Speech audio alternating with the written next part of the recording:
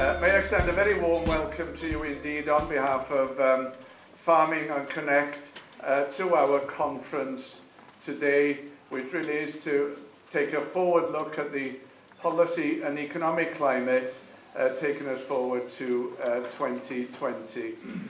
It's a gorgeous morning, crisp morning, a day to be positive.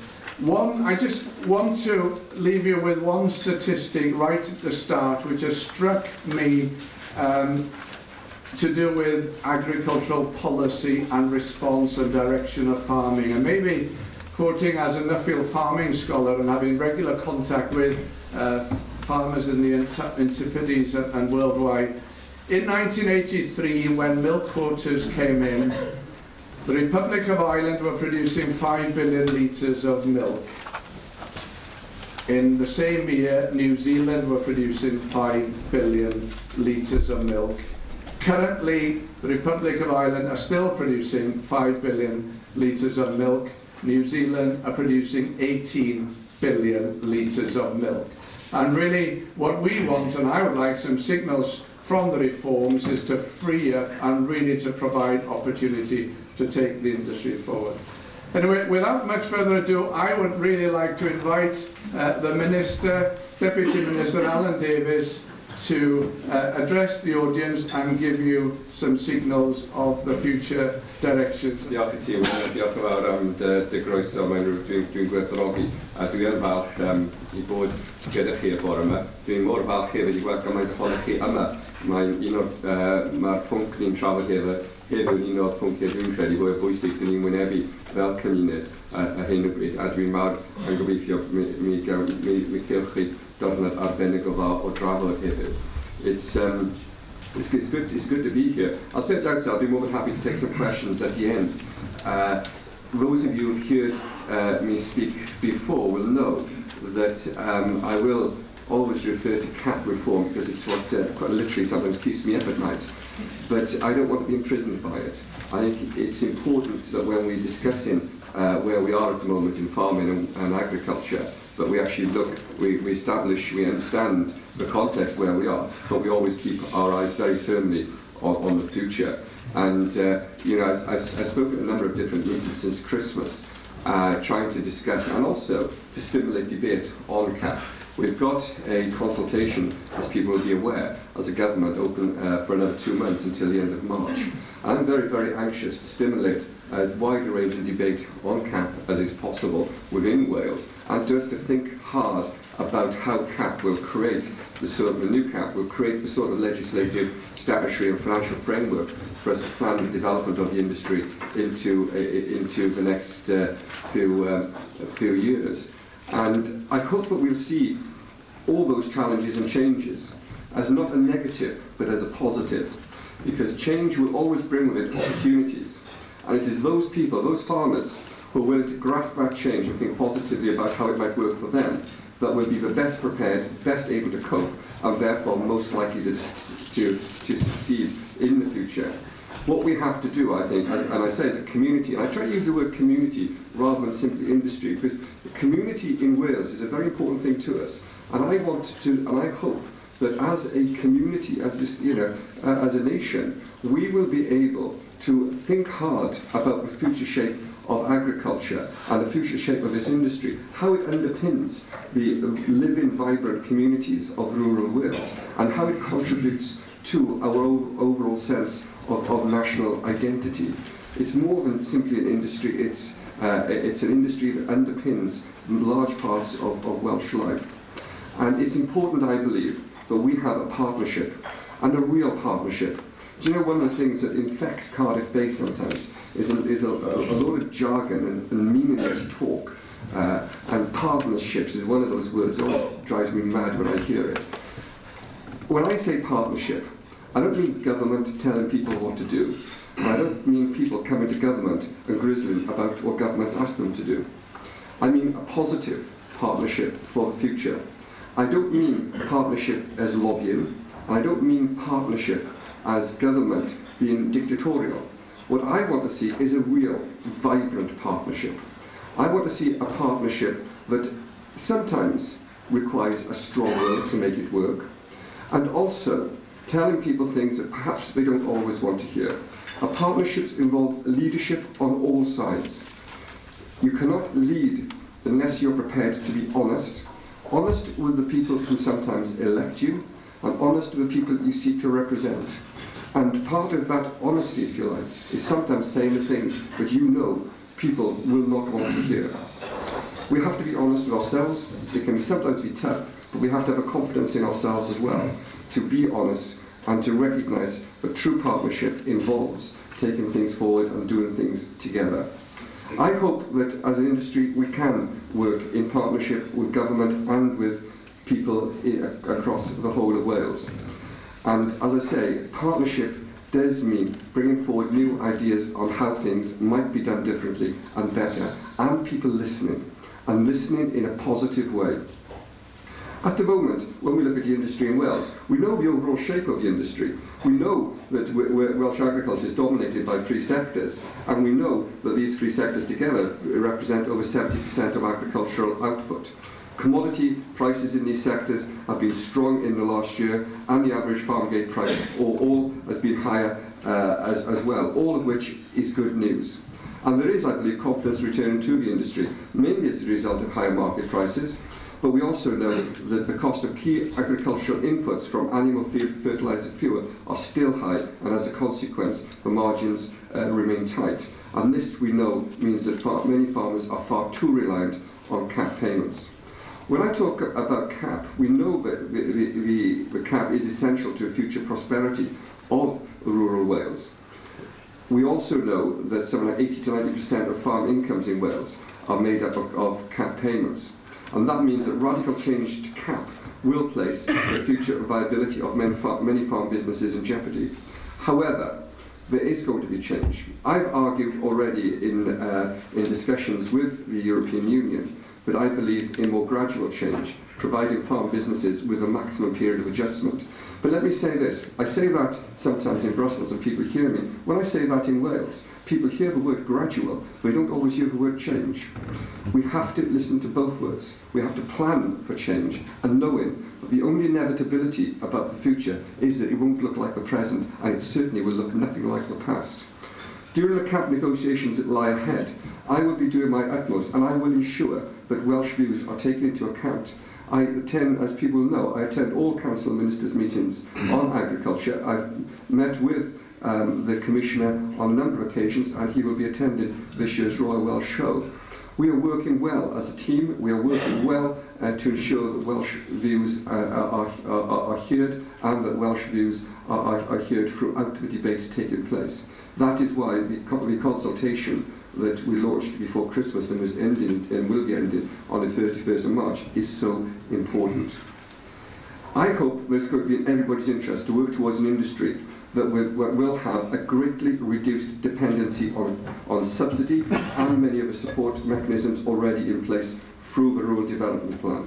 We have to ensure that we have an industry that is not dependent on subsidies into a far distant future, but industry that can stand on its own 2 feet, and an industry that is able to be agile, to be able to move quickly, to develop new products, new processes, to respond to an ever-changing world. The stat which Wynne outlined at the beginning, frankly, I find absolutely terrifying. And it certainly isn't a way in which it does not, to me, illustrate agile industry able to move forward and grab the opportunities that the future provides. So there are very, very key challenges facing us. And in all of that, Farming Connect has a pivotal role to play, providing support for farm and forestry businesses in Wales to help develop their businesses and to achieve these goals. I find it absolutely inspiring that something like 30,000 attendances at our knowledge transfer events have taken place, where attendees are encouraged to keep up to date with industry developments, share best practice and benefit from the knowledge and expertise of other farmers, industry experts. I find it really inspiring that people are prepared to do that. 6,000 farmers have registered for the subsidised services, the Whole Farm Plan, Farm Advisory Service and the Skills Development Programme. That is an investment in the future. And that is a partnership. If we're able to do that and deliver this consistently, then we will have a partnership that will underpin a very, very successful future for our industry. I'm pleased to hear that the service is already transforming the way that many farm businesses are run in Wales. And I hope that this is something, a message that will be communicated to all farm businesses throughout Wales. Now, we all recognise the importance of a farmer maximising returns from the marketplace. And I know myself, before I was a politician, I run my own business. I understand what the market pressures actually are. One of the most significant factors determining profitability is the overall management of production costs. We know, having read the annual Farm Business Survey, that showed significant differences in production costs between the most efficient producers and the average farm in Wales. We know from this that the top third of land producers recorded total production costs of a little over 139 pence per kilo in 2010-11, compared with an industry average of almost 174 pence per kilo. We also know that on dairy farms, the difference in total costs between the most efficient producers and the industry average is almost 3.5 pence per litre. These are real differences, and those are the differences that make the difference between loss and profit. If you're able to benchmark your business against others, assess where you are now, identify room for improvement, that is the key to future survival and profitability. I hope that Farming Connect will be and is a truly effective public-private sector partnership where over 200 private sector advisors and vets help the industry manage change and support key government initiatives such as Glass Tier and the Young Entrants Support Scheme. I mentioned the YES scheme, and it's good to see so many people here who are, I hope, benefiting from it. It's one of those schemes which I know is looked at with a degree of envy from elsewhere. And let me say, it's one of these schemes that this government is absolutely committed to supporting. And it's a great, I think the scheme is a great example of leadership in action, making good use of a wealth of experience that exists within the industry and planning for a successful future. And in terms of the future, I'm looking forward to a number of new projects under Farming Connect that are designed to help individual farmers and individual businesses. We know there's the launch of a new Agri Academy this spring, where all candidates will participate in a programme of meetings with industry specialists and farm visits. Study tours, workshops and clinics will provide those with thirst for knowledge with the opportunity to learn more, and especially on options for diversification and opportunities for investment in income-generating activities beyond the boundaries of conventional farming. But I want to say this as well. Training is an investment in the future of any business, and the link between skills and business productivity and profit is, I believe, undisputed. We must aim to equip farmers in Wales with world-class skills needed for a strong, productive and sustainable agricultural industry.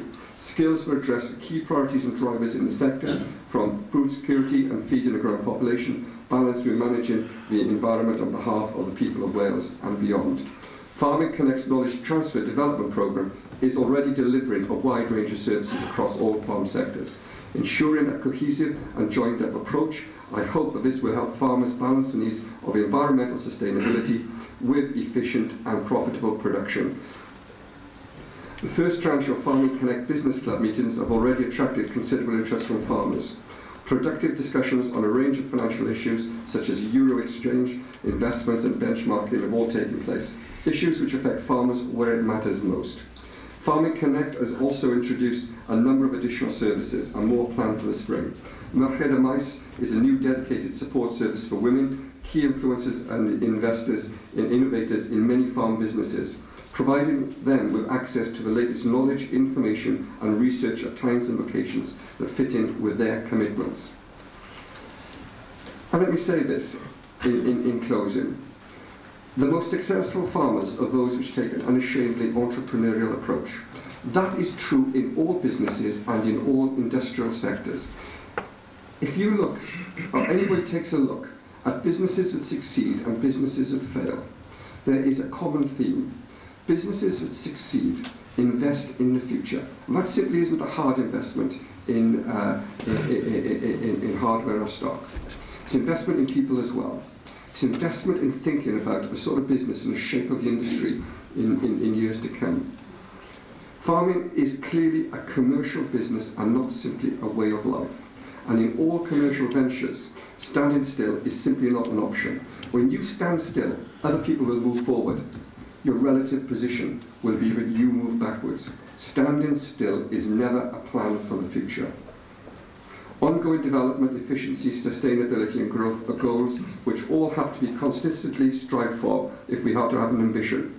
And I have that ambition, and I think we all share that ambition, and it goes way beyond simply keeping our heads above water. I started this speech this morning talking about opportunity and the change as an opportunity. I also tried to emphasise the importance of a real hard partnership. Some of you will be aware that yesterday I published the Gareth Williams report on working smarter. Tomorrow I'll be publishing the government's response to it. And let me say a word on this. Working smarter presents us with an excellent opportunity to deliver a very different and much improved way of working between the industry and government. Within what Gareth has said, there are challenges for all of us. Challenges for government, but for farmers and the wider agricultural industry. Challenges that go way beyond merely reducing the number of inspections and forms to be completed. Although I wouldn't say that simply means that those aspects are not important in themselves, of course. And what I hope Gareth has done is start not simply a blueprint, but a conversation about the future. When I appointed Gareth last summer to lead this review, I was very, very clear.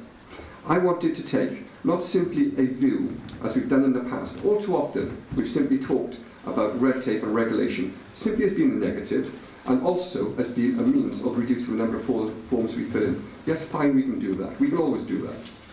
But I want to look at something and an approach which is far less limited than that. And that means challenging everybody, not simply the government to reduce its regulation, to reduce the number of forms or the number of pages that people fill in. Yes, you have to do that. But also creating a system approach where both the industry and government work in harmony together for the benefit of everybody for the future. And that's why I appointed Gareth as a business person without experience of either farming or government to take a fresh, honest and independent view of it. Tomorrow I will publish the government's response. I will say this today. I am seeking and will seek to not only adopt the recommendations that Gareth is making, but also to put in place a process of transparent accountability for what I do as a minister and what we do as a government to respond to that report. I hope that others too will approach it in the same way, in a positive manner that seeks to make a reality of the partnership that too many people talk about, but not enough of us actually live. That will be a partnership where change isn't simply demanded of government, although change is necessary for government, but change will be demanded of everybody.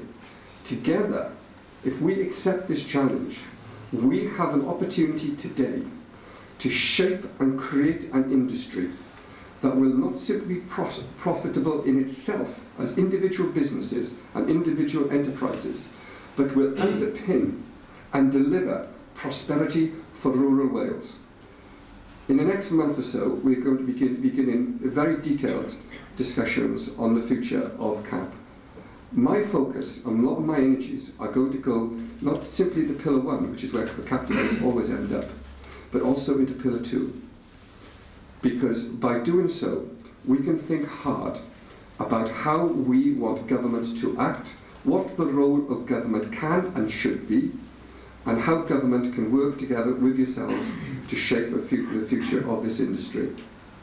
That is potentially an enormously exciting agenda. It is an agenda that can help define the future of this industry over the next few decades. It is enormously important and exciting.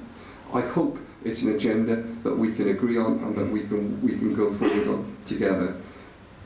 You've got an impressive lineup of speakers ahead of you today, and I'm sure that they will not only stimulate debate, but provide a real insight into a global outlook for the industry.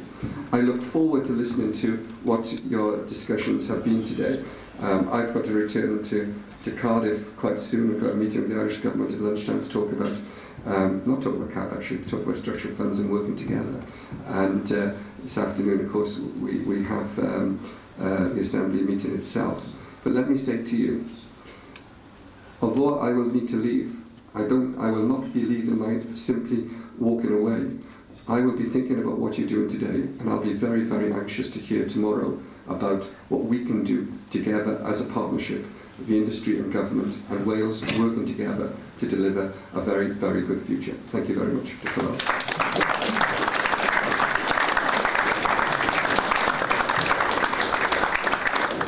Thank you, Minister, for those very positive and supportive and indeed challenging words.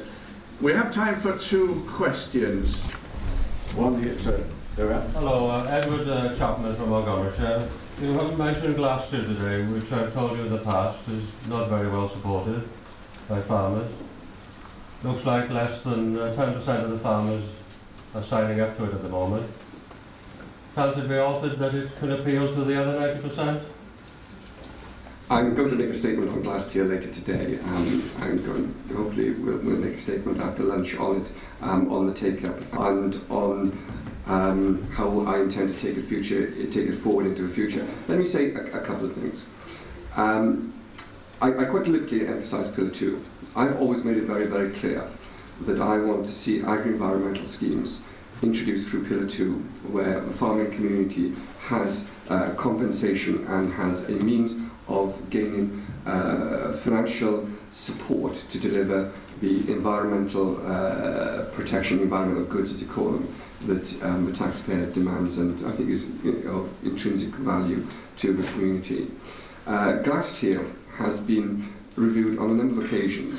It was reviewed when it was first announced, put to consultation, and then we had the Rees-Roberts report last year.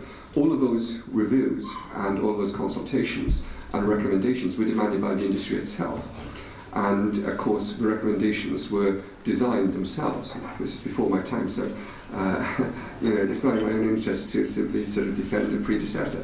But I felt that Ellen Jones was extraordinarily brave, both commissioning that review and then accepting the recommendations that came from it. So we've been through a number of different parts of this process. I will announce later today that I'm prepared to take stock and look again at last year. But I want to be absolutely crystal clear today and to anybody who wants to have this debate in the future. It's a taking stock exercise. It is not a return to the drawing board. And people will have to themselves decide what is best for their businesses and best to take things forward. As a government, we have a responsibility to deliver environmental protection under European law. As a government, we will deliver on that. I want to deliver on that through Pillar 2 agri-environmental schemes. If we're unable to do that, and if we're unable to persuade people to come with us, then clearly we will have to resort to law to impose it. I do not want to do that. I will recoil from doing so, but I won't run away from doing so. So we'll have a process now over the next few weeks, the next few months, where Gloucester, people will have the opportunity to look again at Gloucester, and we'll talk about what Gloucester is, what it should be, what it offers, and what it can be. We will then come to a conclusion. I'm saying this now, I look at a guy who's terrified what I'm going to say. And I hope that in the early summer, we will be able to make a very clear, definitive statement. When we come to that view, that will be the view going forward, and that will be the Gloucester scheme, that will be the future agri-environmental scheme in Wales. And then we will have to take a decision together. I will inform the industry of what a statutory framework will look like, and people will then be able to take their view and make their own decisions. But let's say 2 things. Going back to schemes that exist today, still exist today, is not an option. Tir Mynydd, which I see Emir, woke up and I mentioned Tir Mynydd, is not an option for the future because it doesn't deliver the environmental protection we need for the future. It isn't an option. We cannot go forward by going backwards, so that is not on the table. We therefore need to look at how we can deliver Gloucester and how we can make Gloucester work. I am prepared to open the books on that and to go through that in quite some detail with people. The principle is there, the principle has to be accepted, and then we talk about the way forward. But, you know, the law is the law. the legal framework in which we operate is there. And what government cannot do is simply to pretend that isn't the case. And what we cannot do is simply say that the taxpayer's support comes without strings. The taxpayer has a right to expect we're going to be delivering something like £350 million of support from the taxpayer to the agricultural industry this financial year. That could build a new general hospital somewhere in Wales. The taxpayer has a right to expect that the policies that they want delivered are delivered for that cost. And that is an absolute. So we will have to have that discussion and that conversation. But I'm very, very happy to do so. And as I say, I'll make a more definitive statement later today, probably after lunch.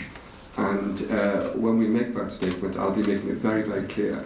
We will take stock on glass tier. We will look at how we take glass tier forward.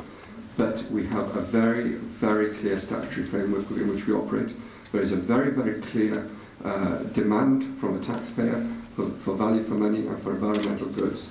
Those two objectives have to be met. How we do it is a matter for the community and for government and industry working together. There are two options. We either do it through Pillar 2 or we do it through law, and we'll have to take that decision.